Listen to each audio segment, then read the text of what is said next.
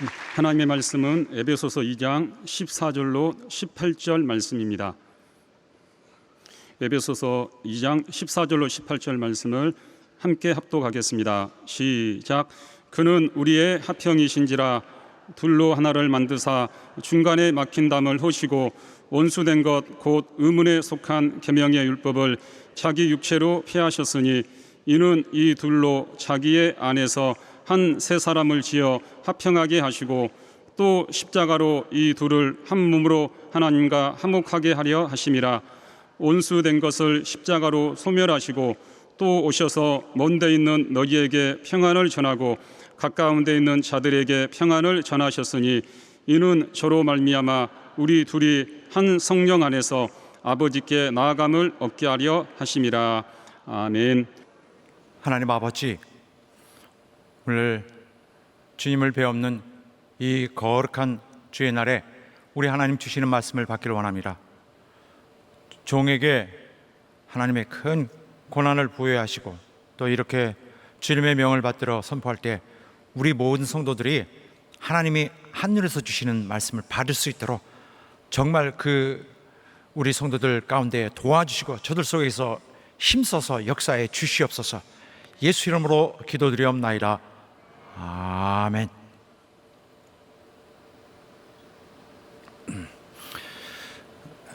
그리스도 교회의 특성은 모든 이가 한 몸이 되는 조직이라는 데에 있습니다. 가장 두드러진, 무엇보다도 가장 먼저 보여지는 면, 또 가장 분명하게 나타나야 되는, 또 가장 기초적으로 당연히 지켜져야 되는 일입니다. 어디 가든지 어느 정도는 다 이렇게 교회가 하나가 되는 모습으로 전체적으로 집중이 되어 있습니다.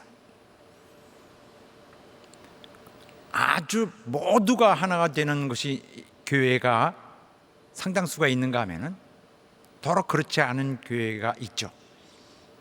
이것은 그만큼 거기에 어떤 조화가 되지 않는 요소가 있는 것입니다. 그것은 그 교회의 참된 모습을 잘 지키지 못하고 있는 약점을 드러내고 있는 것입니다. 교회는 또 다른 각도에서 말하면 어떤 개인의 특성, 개인의 어떤 훌륭한 것, 개인의 우월성, 이런 것에 대해서는 전혀 어떤 가치를 두고 있지 않습니다. 오히려 교회는 개인의 특성을 절대 자랑하거나 주장하지 않고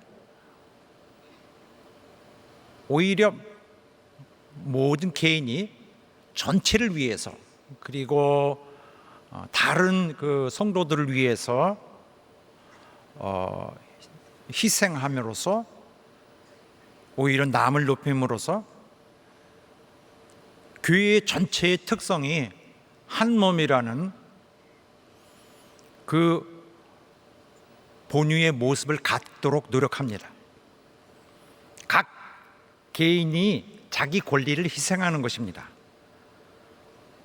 그런데 이것도 이 희생한다는 것, 권리를 희생한다는 것도 이 세상 기준으로서의, 세상식 용어로서의 권리를 희생한다고 말하는 것이지, 그리스도 교회에서는 자기를 희생하는 것이 특권이고 자랑 삼을 일입니다.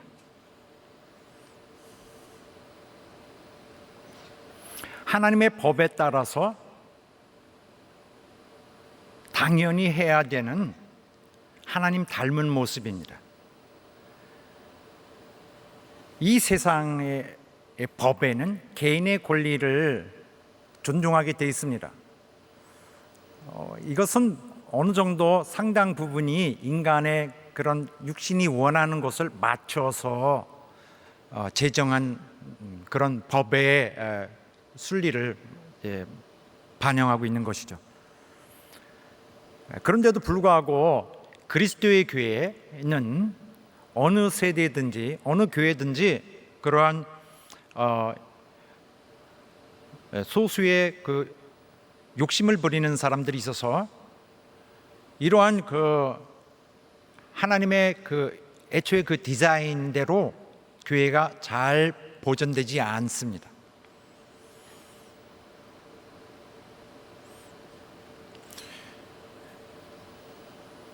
교회에서는 어떤 자기의 우월성 또 어떤 자기가 잘 되고자 하는 그런 세상에서 갖고 있던 습성이 완전히 버려집니다.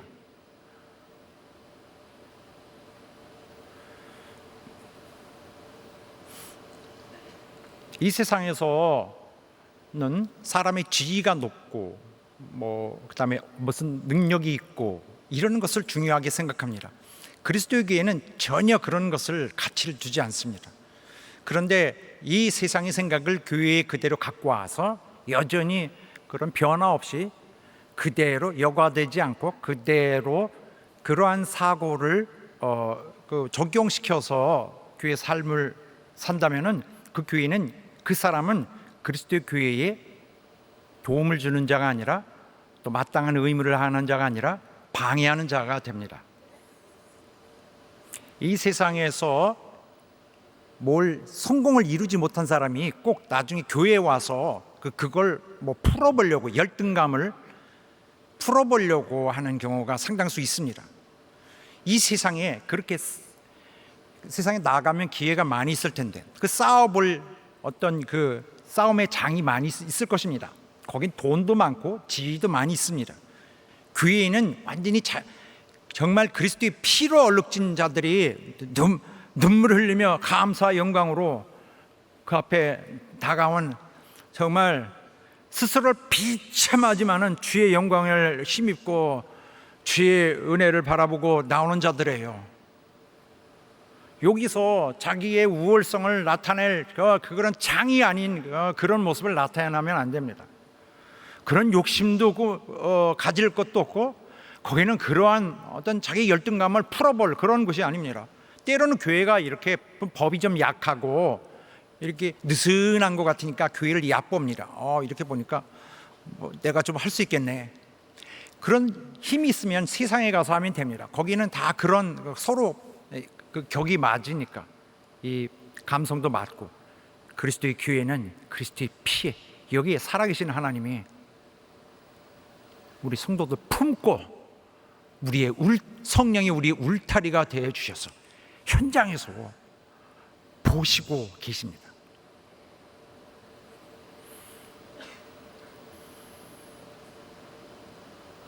교회는 물질적 욕심, 어떤 지위 욕심, 무슨 명예 욕심, 바로 이것이 바로 이것을 폭이 되고 그러한 허용된 것이 무너지는 것이 여기입니다.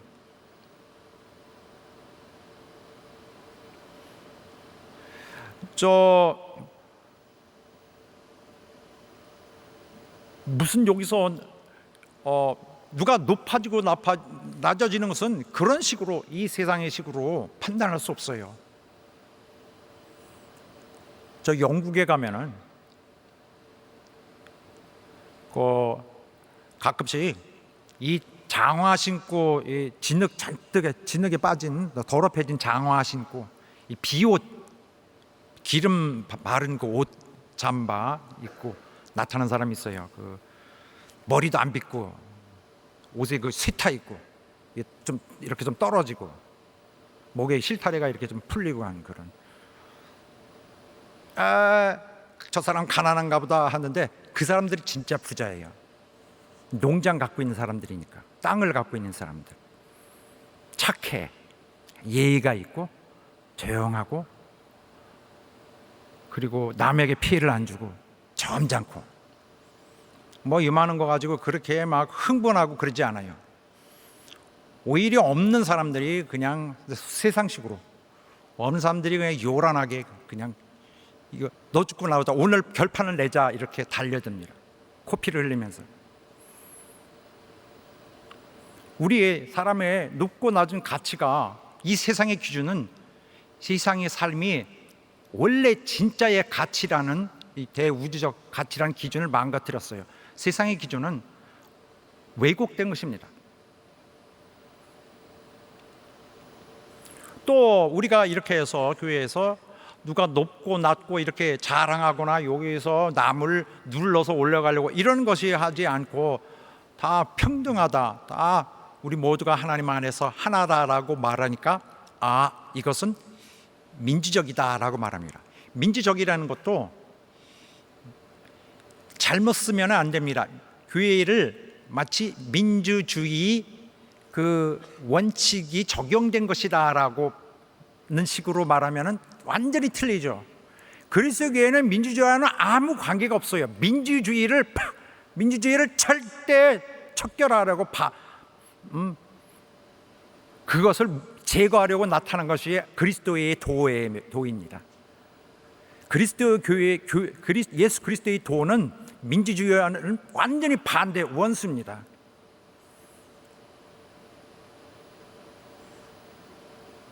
그리스도 교회는 이 일반인들이 권리가 있고 어떤 주인 노릇을 하는 것이 아니라 하나님이 주인이세요. 하나님이 임금이시고 그의 법대로 사는 것입니다.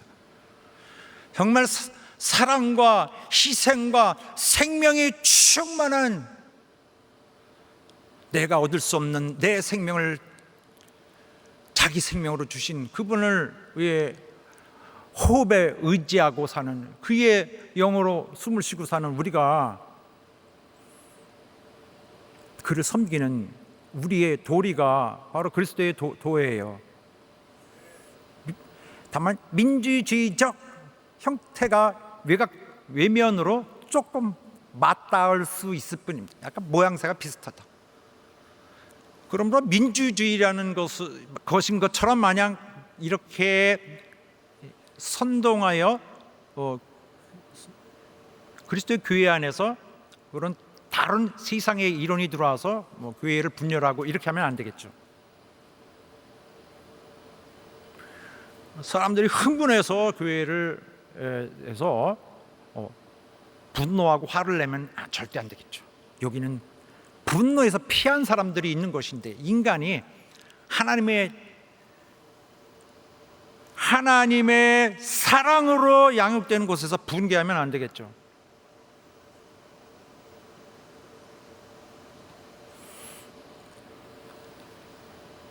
여기서는 자기가 받은 행복을 나누는 거예요. 그게 우리의 사명입니다. 내가 받은 행복을 나누는, 내가 받은 영원한 약속을 나누는 것.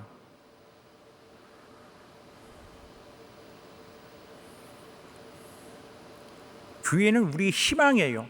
교회 안에서는 소망이 있습니다. 어떤 소망이냐? 내일이라면 다음 날일까요? 아니요. 정말 이 끝이 없는, 한계가 없는 앞으로 영원한 미래에 대한 약속, 내일의 미래에 대한 약속을 갖고 있는 자들입니다. 해결이 된 거예요. 인간은 단 한 치 앞도 문제를 해결할 수 없지만 이렇게 넉넉한 미래에 대한 그런 언약이, 약속이 가득한 자들입니다. 오늘은 그 약속을 이루어주실 정말 피 흘리신 그분을 이제는 잘 섬겨야 할 때예요. 그를 경건히, 그를 정성으로 피 흘리신 그분을 받들어야 될 때입니다. 우리는 그리스도의 피를 선전하고 그리스도의 피가 가져오는 행복과 그 소망과 그 평안을 나타내는 자들이에요.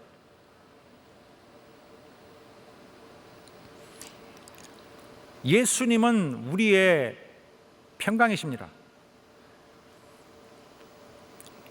주님이 이 세상에서 오실 때 평강이란 요소를 이렇게 불러서, 이게 평강이라는 것이 있는데 내가 너희한테 소개한다, 가져라, 이런 정도로 그렇게 그가 있다 보니까 주머니에 있길래 그냥 갖고 왔다, 이런 것이 아니라 예수님 자신이 평강이십니다. 그 평강은 예수 안에서만 되는 것이고 예수 빠져나가면 평강이 없는 것입니다. 그러나 그는 평강으로 오셔서 영원토록 거하시는 분입니다. 그의 주시는 평강은 오늘 평강하고 내일 또 2시에 와서 평강을 좀 이루다가 3시간 정도 평강을 제공하다가 다시 갖게 하지 않습니다. 이 세상은 평강을 가져올 수 없습니다. 우리 성경에서 평강, 평화, 화평 같은 말인데 구약세 때부터 평강에 대한 그 인간들의 소원이 있습니다. 평강에 대해서 계속 하늘의 소식을 들었지만은 이 세상에 결코 실현된 것이 없는 것이 바로 그 평강입니다. 약속으로만 갖고 왔던. 그러나 예수 그리스도를 통해서 우리에게 왔어요. 그걸 보니 평강 꼭 하늘에서만 있는 것이 아니라 오늘 우리에게 마음속에 그리스도의 음성으로서 우리 속에 새겨준 것이 평화인 것입니다. 이 평강은 우리로 하여금 이 세상에 그러한 욕심과 억울함과 여기에 모든 멍진 것들을 극복하게 해주는 절대적인 우리 하나님의 선물입니다. 예수께서 화평이라시라는 것은 누구든지 예수 안에 있는 자는 화평의 종이고 평화의 전도자고 평화를 실현하는 일꾼들입니다.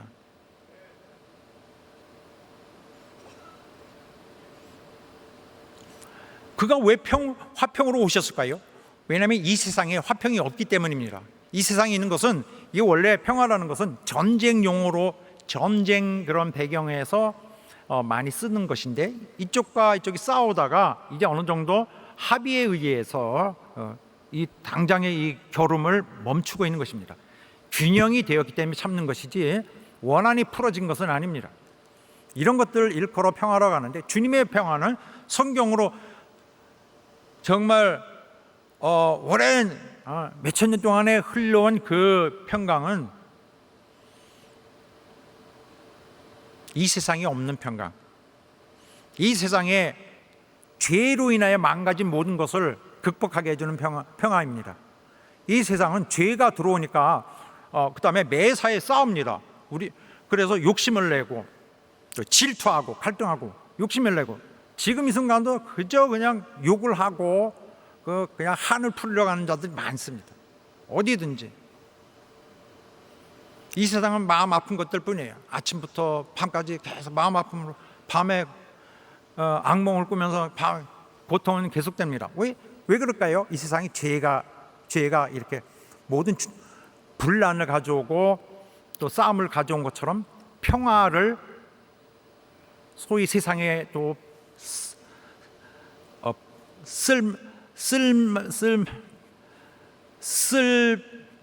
이렇게 말하는 쓰임직한 평화 자체가 모양 자체가 이 세상에는 없는 것입니다. 굉장히 궁핍되어 있는 것이 이 세상의 삶입니다.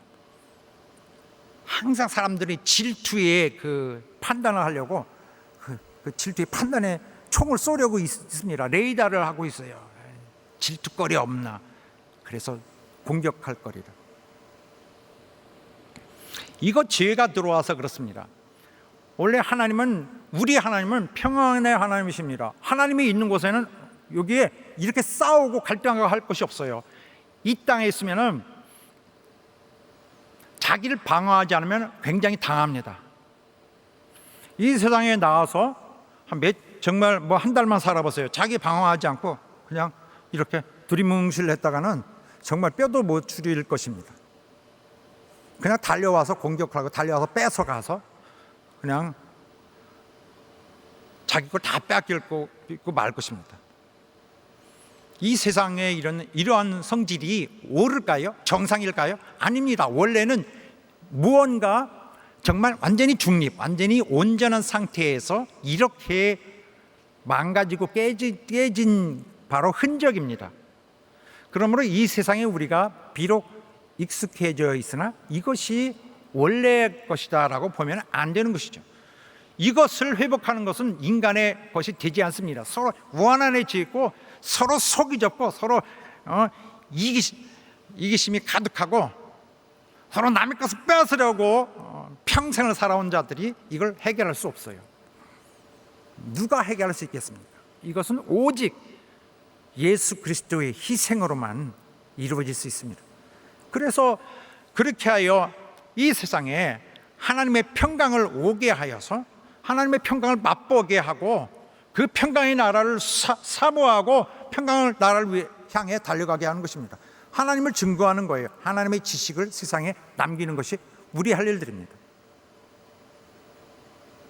그 나라에 가면 정상이 뭐냐면은 이 어린아이가 독사의 굴에 손을 넣는다 그랬습니다.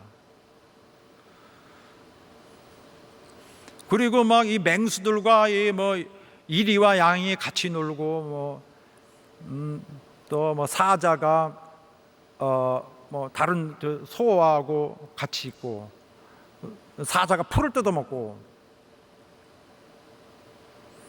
어린아이가 그런 그 위험한 맹수들과 같이 있고 사람이 거기서 누가 남이 뺏어가는 일도 없고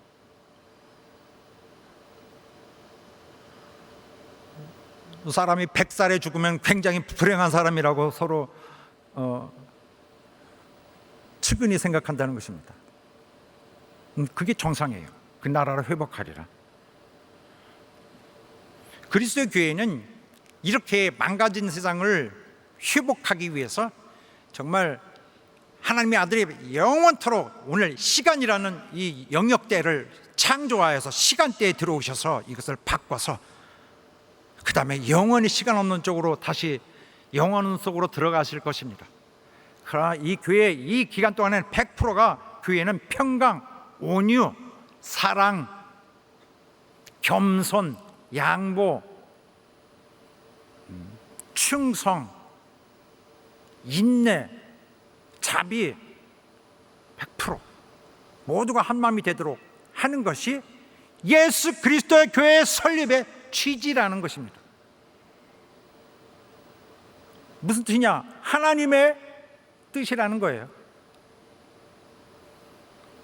이것이 바로 이런 목적이 이 한 몸이 되는 이 하나의 하나님을 닮은 이 몸이 하나님을 소개할 몸이 하나님을 전도할 몸이 이 소개할 몸이라는 것이 필요치 않다면 교회가 존재하지 않겠죠.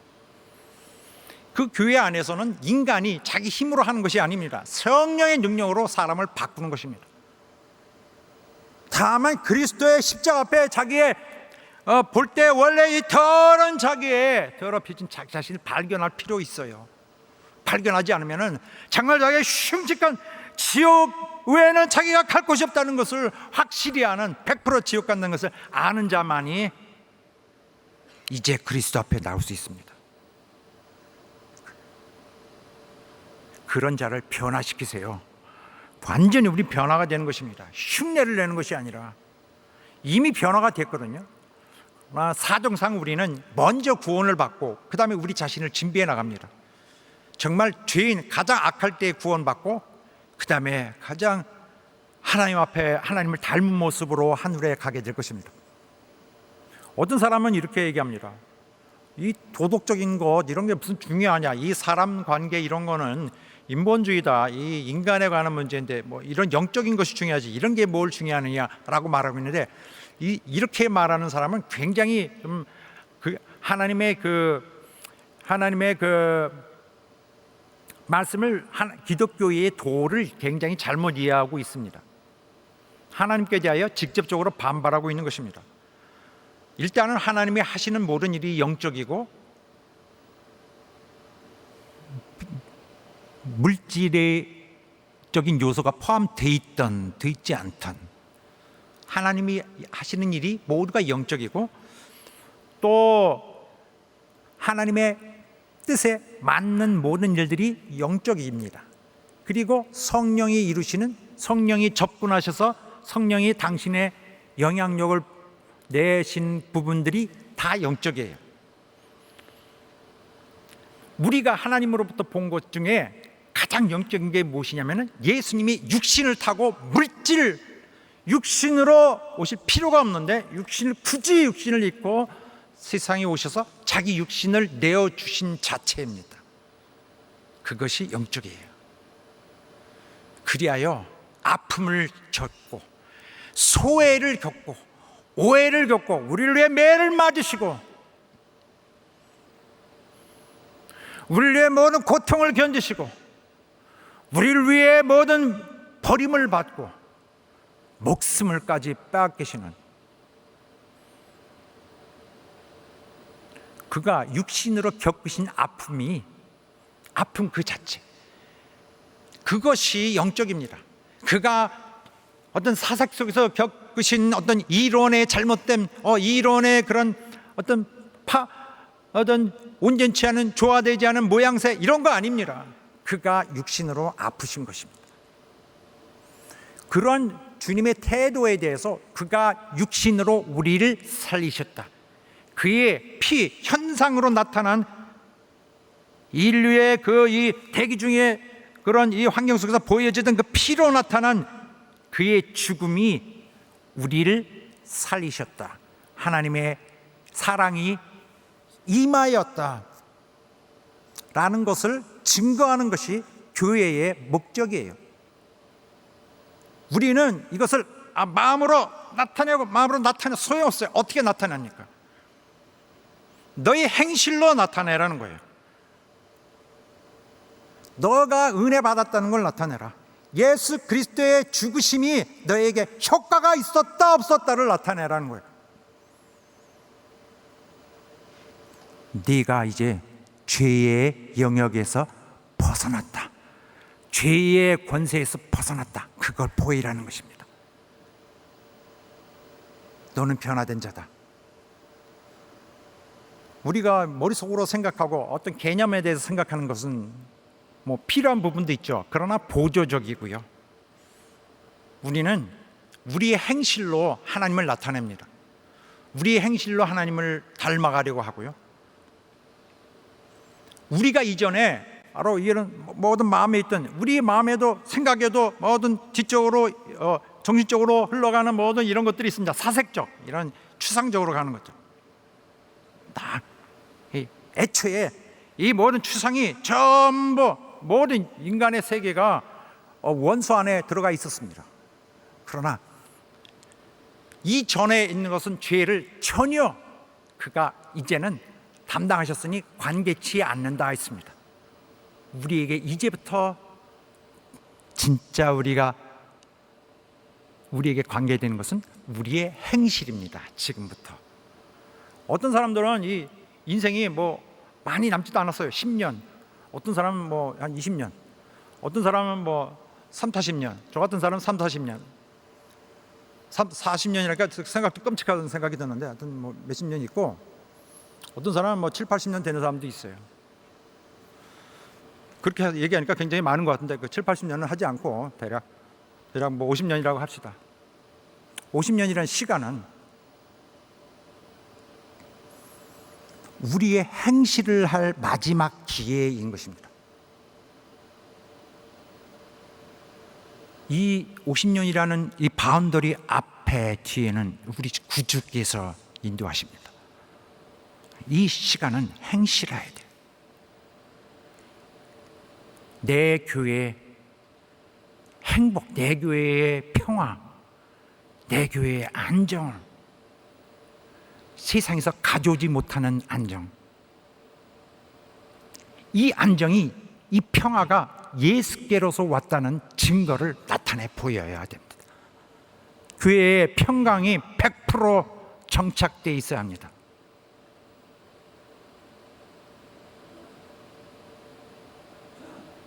인간의 이념을, 인간의 생각을 소개하고 그 영광을 드러내고 누리는 곳이 아니라 하나님의 소원을, 하나님의 원하시는 것을 이루는 우리의 목적이, 우리의 사명이 있습니다. 그러므로 교회는 이 세상에서, 망가진 세상에서, 죄가 물들여서 온갖 질서, 조화, 이런 균형이 깨지고 다툼과 갈등과 질투와 파괴가 계속 서로 이 교환하면서 소용돌이치는 이곳에서 빠져나온 자가 이제는 마지막 시간까지 주님의 보호 아래서 주님께 사용되는 것이 교회입니다. 여기서 옛사람이 죽어야 돼요. 우리 중에 옛사람 아무것도 없습니다. 이미 우리는 침례 받을 때 이미 맹세했을 것입니다. 세상이 보라고 나 옛사람 죽었습니다. 나는 예수님의 선한 것의 분신으로 태어났습니다. 나는 하나님의 사랑 많으시고 하나님의 자비 많으시고 하나님의 선하신 그것의 증거, 하나님의 모든 좋은 것의 분신입니다. 이렇게 했어야 돼요. 그래서 하나님의 평화를 위해 자기가 기여함이 없다면 하나님의 뜻에, 아버지의 계획의 뜻에 어긋나고 아들의 십자가의 공로가 허무하게 아무 의미가 없게 만드는 거예요. 동시에 성령이 이 인간 세상이라는 공중에서 헤매고 계시죠. 성령을 우리가 무시하고 있으니까, 그의 사역에 순종하고 있지 않으니까. 이 세상에서 우리가 교회를 통해서 너무 기뻐할 일은 이거예요. 하나님이 당신의 계획을 여기 세우고 계시고 또 명하여 계셨다. 우리 교회를 향해서 명하셨습니다. 하나님의 명령이 있고 누가 하든 간에 이루어져야 합니다. 여기에 아들이 우리가 이 하나님의 뜻에 응하여 순종하여 실행하게 하기 위해서 새롭게 우리를 만드셨어요. 옛사람을 그의 십자가 안으로의 법적으로서 불러서 자기를 처단하면서 이런 권세를 싹 없애버렸고, 그러니까 우리는 버리면 되는 거죠. 그냥 자기가 털어놓는 건 자기가 해야 되거든요. 이 딱 끈덕지게 붙던 접착제 같은 걸 다 주께서 죽었으니 주님을 물고 뜯을 것이 없는 거죠. 이제는 주님이 죽었으니 우리가 털어버려야 돼요. 예수 그리스도의 우리를 위해서 하신 희생제물이 되신 그 귀한 그분의 행실은 우리의 영원한 행복, 우리 영혼 최고의 기쁨이 되어야 됩니다. 그리고 성령은 우리를 계속 아버지께로 인도하십니다. 우리를 모으게 하십니다. 성령은 이 권리, 예수 그리스도의 십자가로 인해서 이루어진 그가 남겨놓으신 나아갈 수 있는 권리를 우리에게 나눠주시는 거예요. 성령은 우리를 징집하십니다. 나와라. 그가 모으셔서 우리 교회 성령이 친히 인도하세요. 옛사람, 죽은 사람 불러오지 말고요. 죽은 사람끼리 장사 지내고 세상 일 보고, 우린 여기서 하나님의 은혜를 넉넉히 전하는 우리 여러분 되시길 예수 이름으로 축원합니다. 할렐루야. 우리는 평강 속에 있습니다. 영원한 내일을 준비합니다. 이 평강은 뭐냐면은 이 세상에 근심이 있지만 참아라, 네가 그냥 억울함을 참아라 하는 것이 아닙니다. 더 큰 것이 있기 때문에 여기에서의 그런 확실한, 더 행복하고 영원한, 더 장구한 것에 대한 확신이 있기 때문에 여기에서 요만한 것들에 대해서는 그리 상관치 않는 것입니다.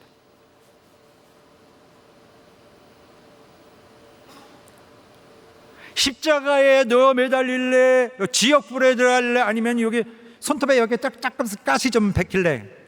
가시 안 돼! 할 수는 없습니다. 가시 하세요. 하죠.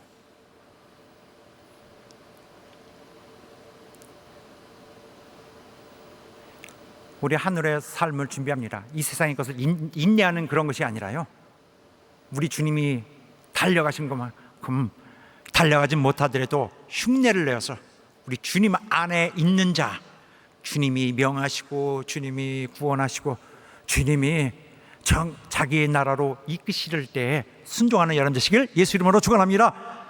하나님이 사랑하시는, 하나님이 보람을 느끼시는 거룩한 교회 되시길 예수 이름으로 축원합니다. 할렐루야.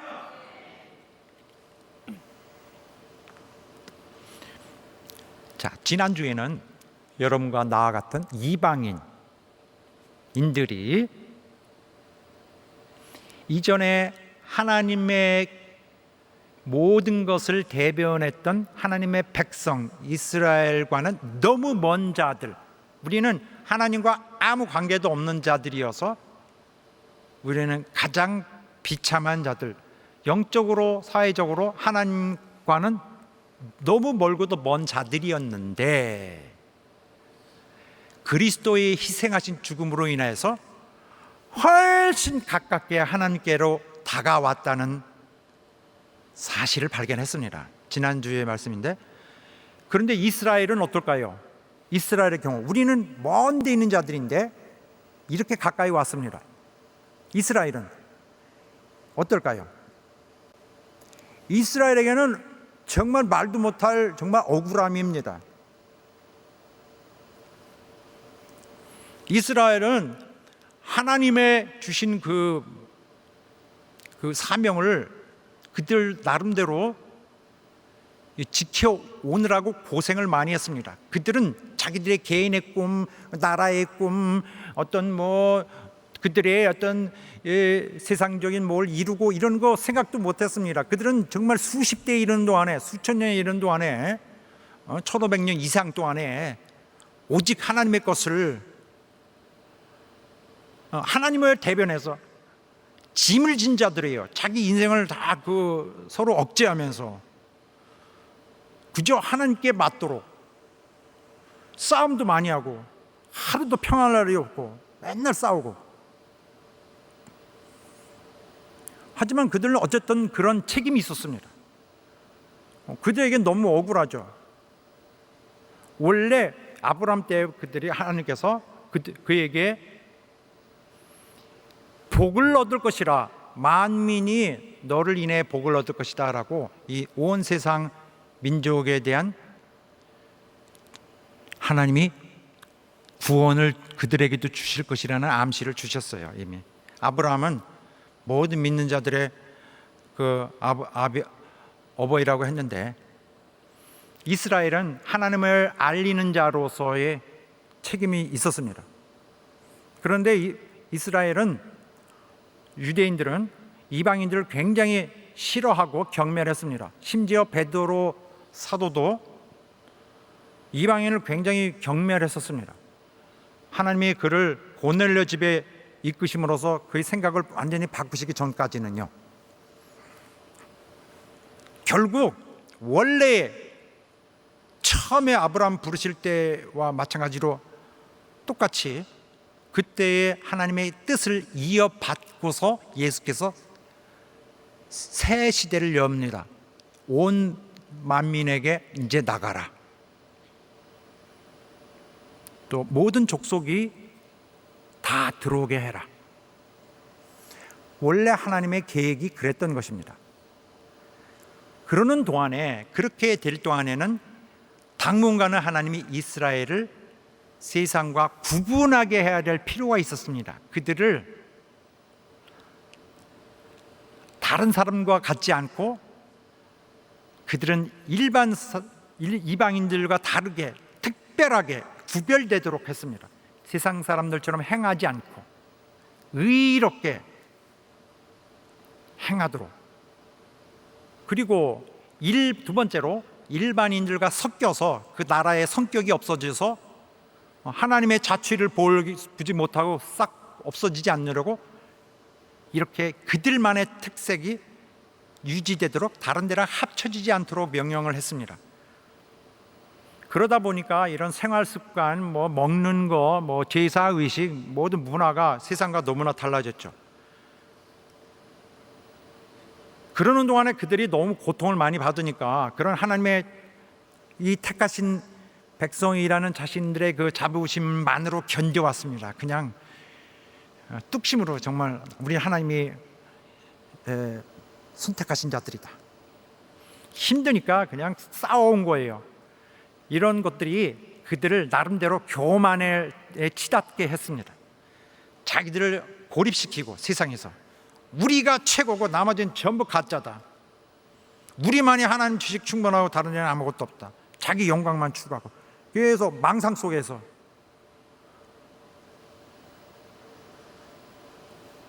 그래서 요나 같은 경우는 그런 유대인들의 전형적인 형태를 잘 보여줍니다. 요나는 하나님이 니느웨에 가서 전도하라는 명령을 주셨는데도 불구하고 거기서 전도하기를 싫어해서 하나님 어디 계신가 하고서 싹 숨고 안 하려고 했습니다.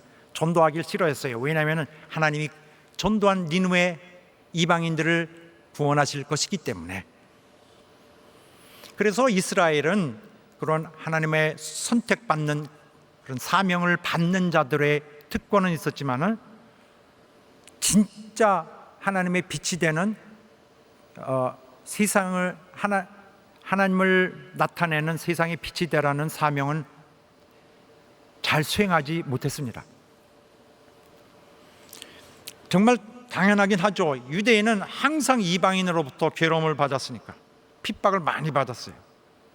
이방인들은 이스라엘만 보면은 정복해서 노예 삼아야 되겠다는 그런 생각이 드는가 봅니다. 그들은 노예 민족으로밖에 보지 않았습니다. 그래서 강대국에 항상 시달렸습니다. 애굽의 노예로 가고 또 바벨론으로 잡혀가고 어디로 잡혀가고 로마 안에서 굉장히 또 시달리고 또 지금까지도 그렇죠. 얼마 전까지도 나치가 유대인을 온 세계의 적으로 공격을 했습니다. 그들은 항상 핍박을 받았기 때문에 전쟁을 멈춘 데가 없었기 때문에 항상 그 증오가 있어요. 이방인에 대한 너무 괴로움을 많이 당했기 때문에 나름대로 그들은 꿈을 키웠죠. 참자. 하나님이 이방인들을 창조하신 것은 하나님이 이방인을 창조하신 것은 지옥에서 땔감으로 쓰려고 그런 것이다. 하나님은 우리를 사랑하시고 그들은 미워한다. 조금만 참자. 참는 것도 보통 한계가 있는 것인데 한계를 넘은 그런 수준으로 하나님의 모든 것을 짊어지고 왔어요. 우리가 방탕하고 우리가 하나님을 상대로 맞대어서 함부로 그에게 반역할 때 이들은 땀을 흘리고 눈물을 흘리고 참아왔습니다. 결국 소수지만 유대인에 의해서 그리스도는 받아들여졌고요. 그런 면에서 그들은 하나님이 계획하신 가장 최소의 것은 했습니다. 그래서 이스라엘은 그 외국 사람들 싫어했죠. 그냥 산파가 악이 나는데 이방인의 악이 받으러 가지 않습니다. 원수가 태어날 것이기 때문에 외국에 갔다 자기 나라에 돌아올 때는 발에 먼지를 텁니다. 자기 나라가 오염되지 않도록. 이방인과 결혼하지도 않고 이방인과 함께하지도 않고 식사도 함께하지 않고 초대도 않습니다. 정말 수백 년 동안에 이렇게 적대감은 계속 커갔는데 그러면 그럴수록 이스라엘에 대한 핍박은 또 끊임없이 지속되었습니다. 그래서 그런 적대감, 이방인에 대한 적대감은 정말 초대교회 때 굉장히 아주 극치에 달했죠. 그래서 그리스도의 교회의 시작이 그런 때 일어났기 때문에 그런 어려운 점은 상상할 수 있습니다. 그래서 유대인 기독교요, 유대인 그리스도인들은 누구든지 그리스도인 되려면은 먼저 유대인으로 되고 그 다음에 기독교인 되라. 먼저 유대화 되고 할례 받고 그 다음에 다 이런 율법, 의식적 율법, 뭐 먹는 거, 뭐 이런 그 다음에 절기 지키는 거 이런 거 다 하고.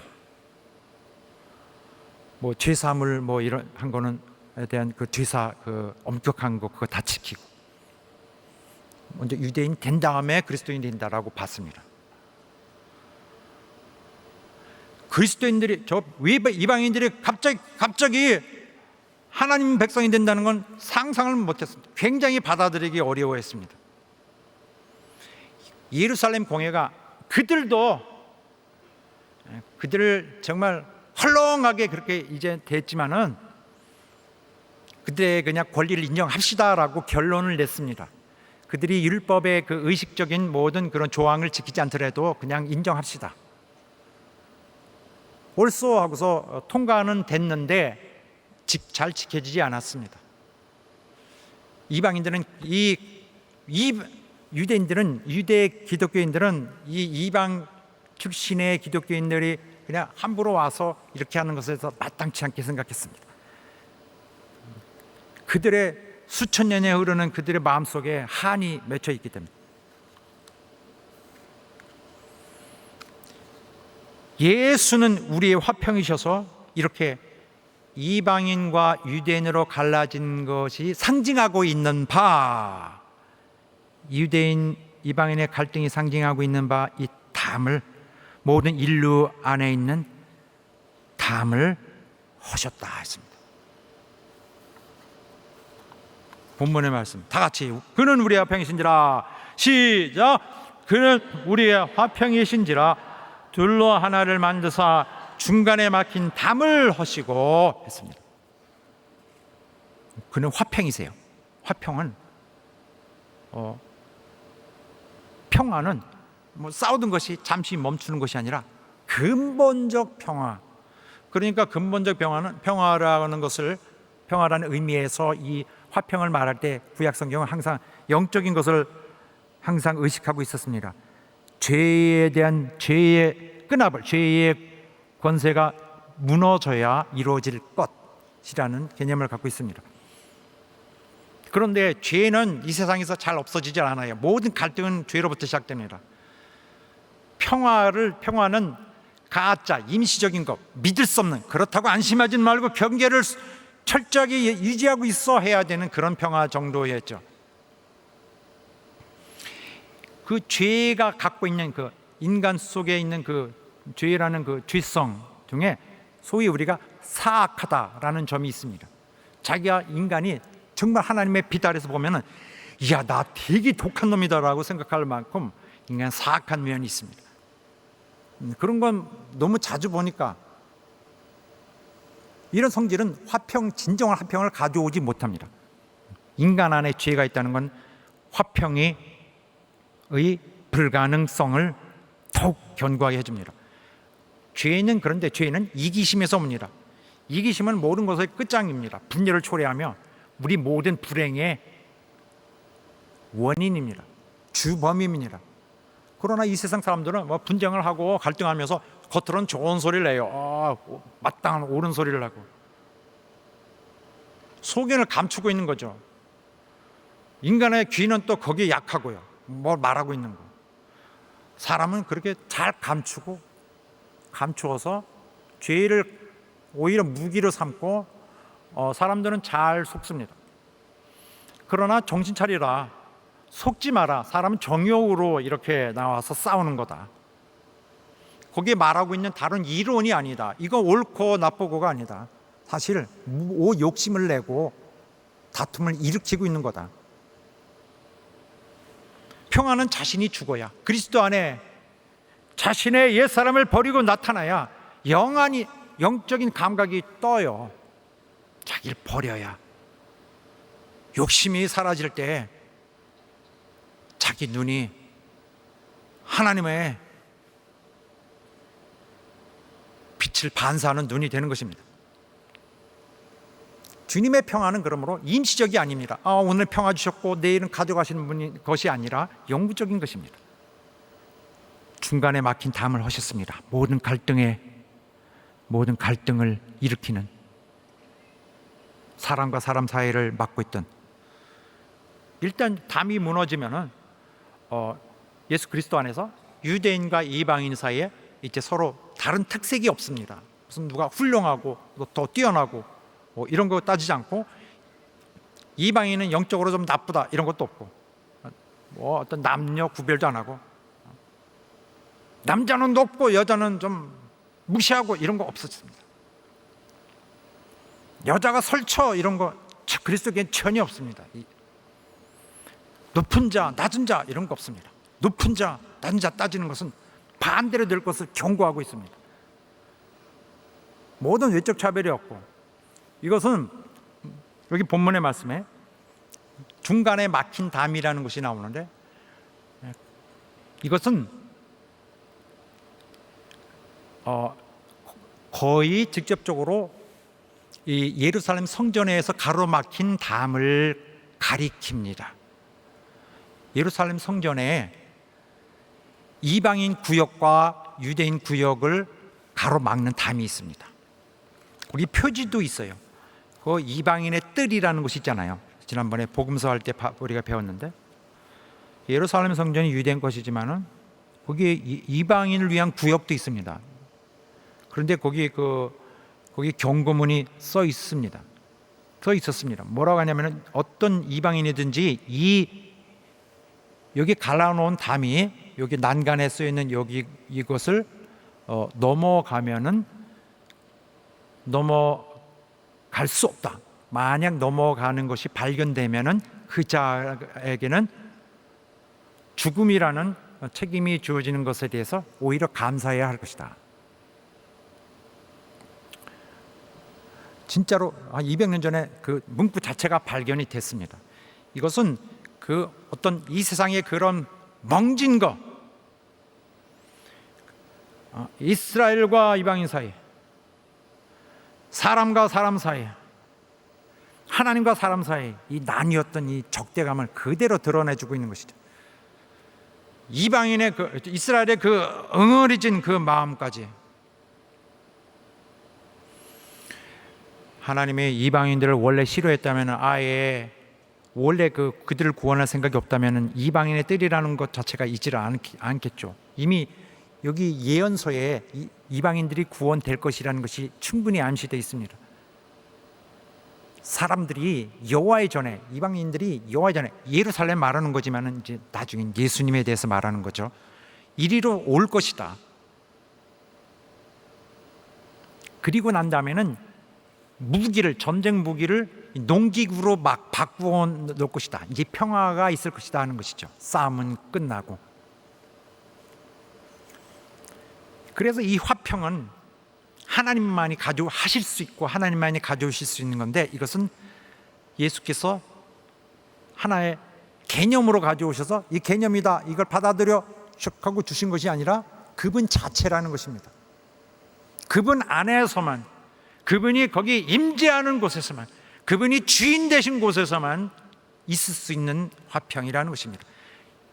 주님의 화평은 그의 인격과 관련됩니다. 주님의 인격에 자신을 완전히 굴복하지 않으면, 주님의 인격을 완전히 모시지 않으면, 그분 자체를 신뢰하지 않으면 평화가 없어요.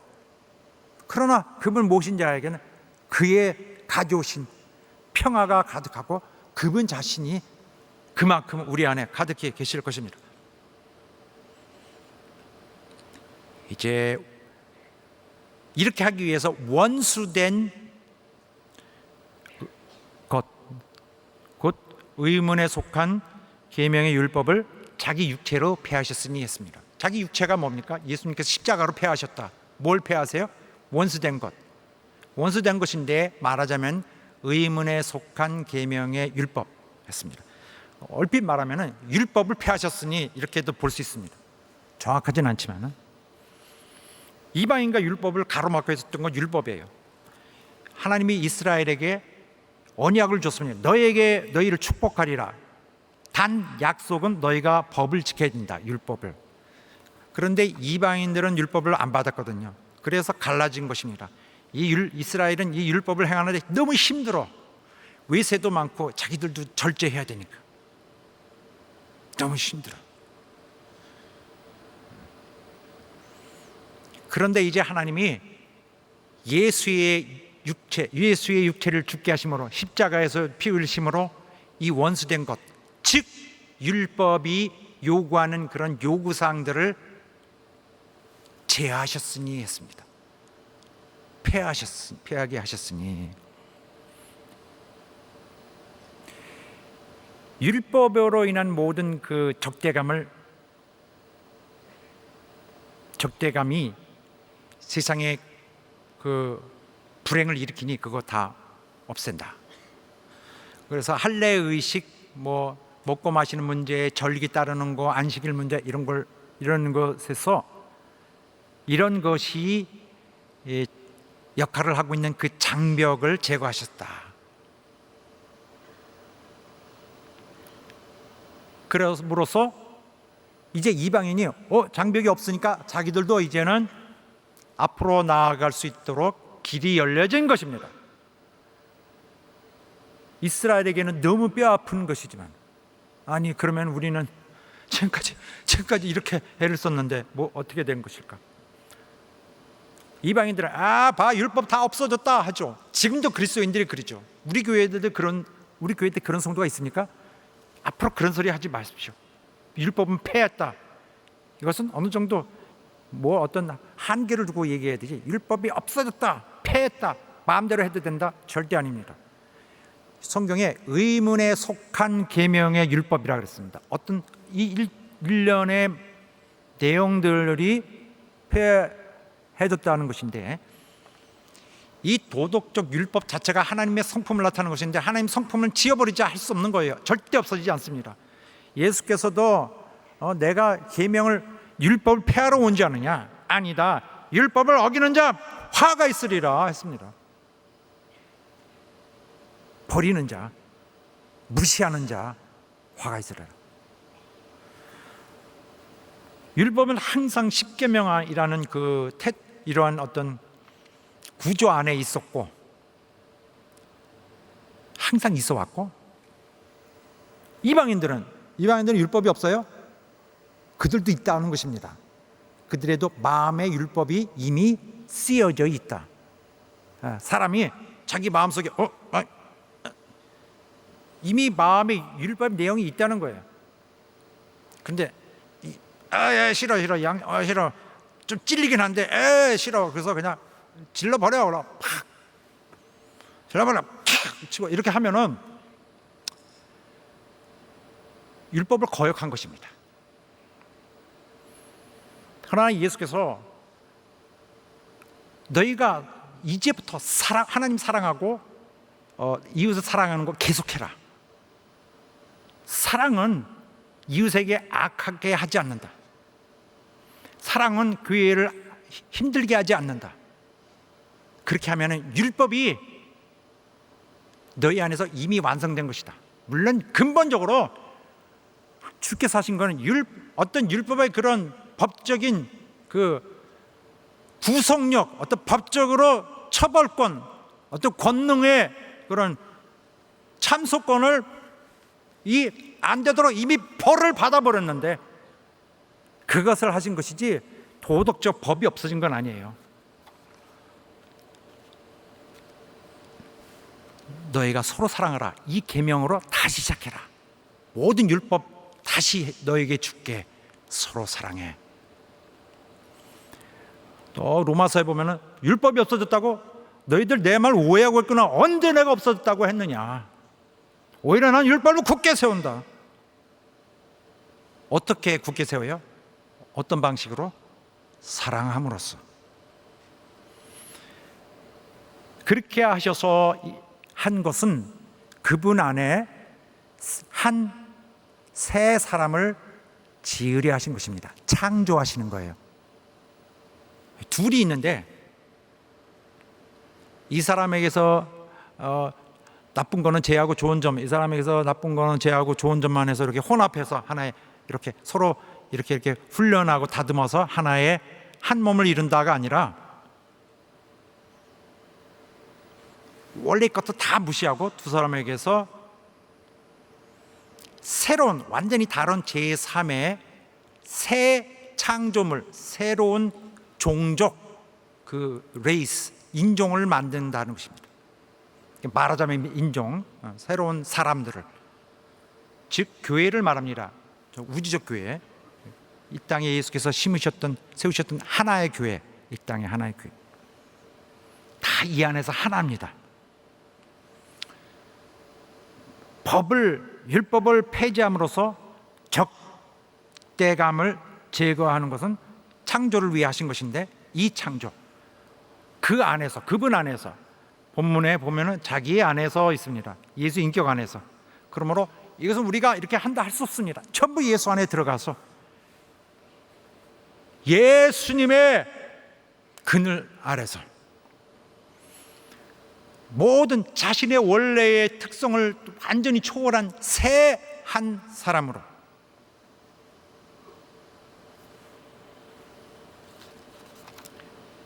인간이 이스라엘과 이방인 사이의 것으로 이해가 보이지만, 세상의 이 부조화로 닥쳐진 이런 틈, 이런 망가진 것들은 도저히 회복할 수가 없어요. 하나님이 이방인들을 이제 와, 이스라엘에 가까이 와, 가까이 왔지?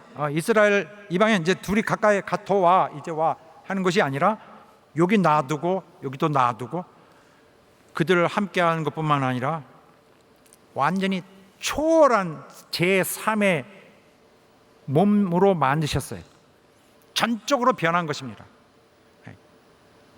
유대인의 편에 볼 때는, 이건 유대인의 편에 볼 때는 너무 억울하죠. 너무 아프죠.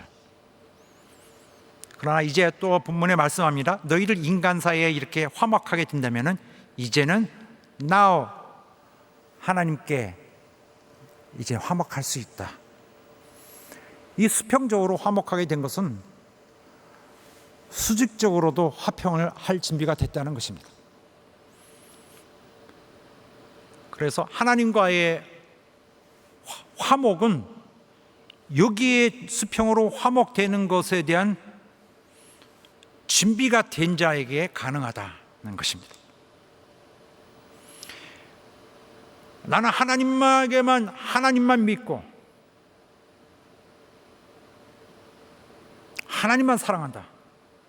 이 사람은 아니라는 것입니다. 그리스도인이 아니라는 것입니다.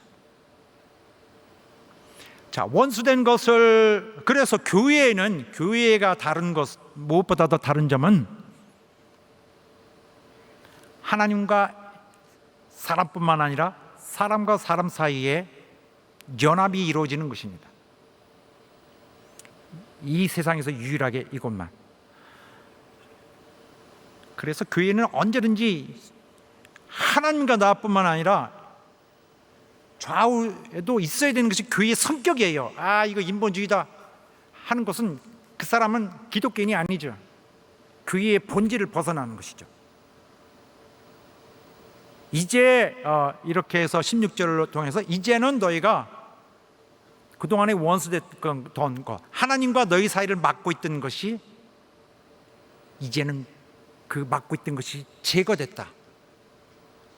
어떻게 제거됐어요? 십자가로.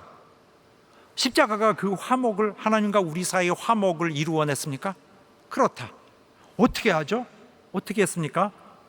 사람과 하나님 사이에 원수된 것을 죽게 했습니다. 아들이 죽으심을 통해서.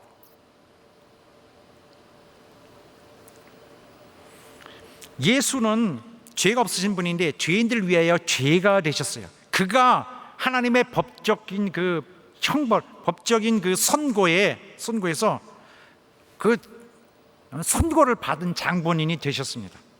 그리하여 하나님의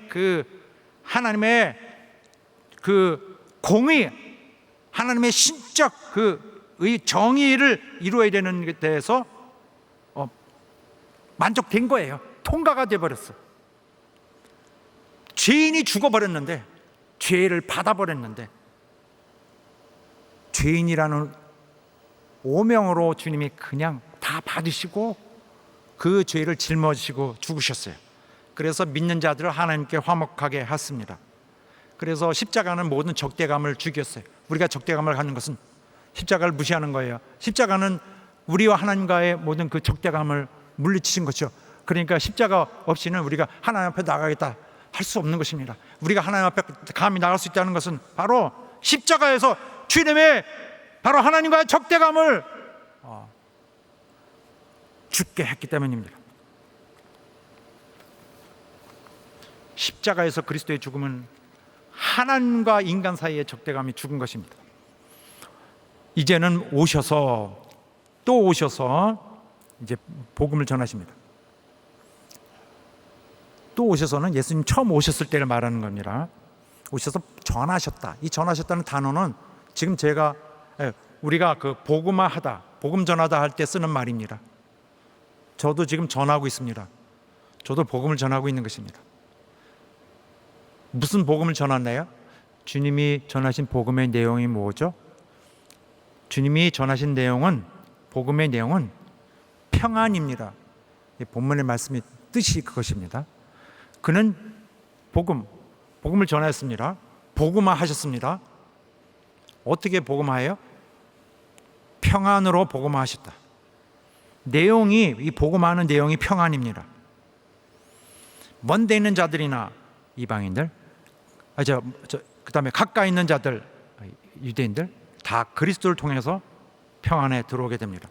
주님은 평강의 왕이십니다. 원래 그의 이름이에요. 그리고 주님이 내가 너에게 평강을 주노라 했습니다. 그가 헛되이 말씀하시지 않으신 것이죠. 그래서 양쪽에게 너에게 평안을 전하고 또 이방인 너에게도 평안을 전하고 양쪽 다 각자에 이제는 둘이 평강을 다 주어서 이제 하나가 되게 하고 하나님께 나오게 하십니다. 나아감이라는 것은 임금 앞에 나아가는 것인데요, 임금이 아무데나 임금이래? 만나러 가자 이렇게 갈 수 없는 거잖아요. 임금에게 만나러 가면은 약속을 하고 아무나 못 만나죠. 임금에게 만나러 가기로 한 사람이 있습니다. 거기 신하가 소개를 해줘야 되겠죠. 이리 오시오. 전하께 이렇게 하지 마시고. 아셨어? 예. 조심하시오. 따라와요. 전하, 여기 아무개를 대령에 싸움나이다. 이를 어찌 할까요? 그러면 불러와라. 예, 전하. 들어가 봐. 조심하시오. 예, 알았습니다. 이렇게 들어가는 거란 말이에요. 그러지 않고 이 나라 임금 있습니까? 똑똑 열어보세요. 이렇게 하지 않는다고요. 나아갈 자격이 있어야 오지. 우리가 나아감을 얻었다는 것은 자격이 있다는 것이 아닙니다. 원래 주어진 권리가 있는 것이 아니에요. 우리 그리스도인들이 우리에게 주어진 것은 자격은 없는데, 내가 왕 앞에 나타났을 때 저기 괜찮아 들어와. 죽는 듯이 그냥 괜찮아. 내가 그냥 갔을 때 떠밀려 왔을 때 임금 앞에 왔어요. 그럼 임금이 잘 왔어 할 것을 기대하는 것입니다. 담대하게 나가는 거예요. 왜 그러느냐? 그리스도인이다. 나는 그리스도인이다. 담대하게 그리스도를 빌미로, 그리스도를 내 중보자로 하나님 앞에 나가게 할 수 있는 자가 있으니, 나를 데리고 임금께 나가게 하는 자를 통해서, 성령을 통해서, 성령의 이끄심으로 나아가는 것입니다. 삼위 하나님이 역사하세요. 그래서 이것은 옛날에 제사 드릴 때에 임금 앞에 감히 나타나는가 하는 그런 용어에서 그런 상황에서 나온 단어입니다. 나아감이라는 것은 여러분과 나온 나아감이 있어요. 옛날 유대인의 특권, 또 교회 와서 우리 이방인인데 우리가 아주 무슨 능력이 있다 그러죠. 우리 얼마든지 하나님 앞에, 이런 나아감이 아니라, 나아감은 그리스도의 십자가의 구속의 능력의 효과로서 감히 그분을 의지하고 등에다 그분의 지원을 얻고 담대히 하나님 나 받으실 거야 하고 담대하게 나가는 것입니다. 할렐루야. 원래 이 먼 지방에서 온 이방인들이라도 주의 이름을 부르며 다가오거든 저들도 받아주시옵소서. 이게 예루살렘 성전을 지을 때 하나님께 구하던 기도였습니다. 사랑하는 여러분, 우리가 이렇게 주님 앞에 나갈 이 다가감을 가질 수 있는 이 권리를 이제 가졌습니다. 우리에게 제일 소중한 건 이거예요. 이거 붙들고 있어야 돼요. 망치고 놓치지 않도록 하시기를 간절히 바라겠습니다. 주 예수의 그리스도의 피 흘리신 모든 공로를 정말 100% 의지하는 여러분 되시길 예수 이름으로 축원합니다. 그 건방지면 안 됩니다. 이스라엘은 정말 그 수고를 다 하고도 너희는 잘했고 너희는 수고했어. 이제 다 버려. 이제 다 버리고 너희는 새로이 그리스도 안에 새로이 창조되어 서게 될 거야. 다 버려야 됐어요. 그들은 1500년 동안 고생하고 수고하고 고통당하고 멸시당하고 모든 것을 다 힘을 썼는데 이제 순간에 폐지됐습니다. 그리스도 앞에서 그는 폐지됐습니다. 다 사용 받고 얼마나 억울합니까? 우리가 여기 와서 우리 외에는 아무것도 없는 것처럼 절대로 이렇게 하지 않아서 주님을 부끄럽게 하지 않는 여러분 되시길 예수 이름으로 축원합니다. 나아감으로 주님 앞에 얼마든지 나아갈 수 있다는 이 정말 소중한 작은 것으로 보이지만은 정말 최고의 것 하나님께 나갈 수 있는 새로운 제3의 인류 교회 주의 지으신 새 한 몸이 된 것을 기뻐하시고 영광 돌리시는 여러분 되시길 예수 이름으로 축원합니다. 기도하겠습니다. 하나님 우리를 받아주시고 우리를 인도하시고 그리스도 안에서 나아감을 얻었사오니 이제 하나님이 지으신 새로 지으신 한 교회로서 한 몸으로서 충성을 다하고 사랑을 다하고 인내를 다하고 베품을 다하고 인자를 다하고 자비를 다하여 우리 교회를 사랑할 것입니다. 교회를 지킬 것입니다. 교회를 통한 하나님의 위대한 뜻을 다 이루겠습니다. 주님을 선전할 것입니다. 하나님의 선하심을 선전할 것입니다. 우리를 받아 주시옵소서. 다 같이 합심하여 기도하겠습니다.